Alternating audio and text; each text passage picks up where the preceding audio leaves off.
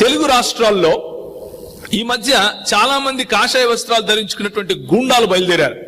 ఆ గూండాలు వాళ్లకు నచ్చిన పేర్లు పెట్టుకుని క్రైస్తవ సమాజాన్ని, ముఖ్యంగా చెప్పాలి అంటే క్రైస్తవ సమాజం కంటే కూడా ఎక్కువగా సామాన్య భారతీయ హిందూ సమాజాన్ని విభజించే పనిలో ఉన్నారు. విభజించి విద్వేషాలు రెచ్చగొట్టి వైషమ్యాలు పెంచి ఒకరి పట్ల ఒకరికి దూరాన్ని తీసుకుని రావాలి అన్న ఆలోచనలో ఉన్నారు. ఆ ఆలోచనను కనుక మనం అర్థం చేసుకోకపోతే, దాని ఆరిజిన్స్ ఎక్కడ, అవి ఎక్కడ మొదళ్ళు, దానికి మొదళ్ళు ఎక్కడున్నాయి అని గనక మనం ఆలోచించకపోతే, మనం కేవలం పైన కనిపించే పుండ్ల పైన దాన్ని ఏమంటారు మందు రాస్తాం, కానీ ఆ పుండుకు కారణమైన రోగం ఏదైతే ఉందో దాన్ని అలాగే వదిలిపెడతాం. ఈ రోజు ఒక పుండు మానితే రేపు ఇంకొక పుండు మొదలవుతుంది.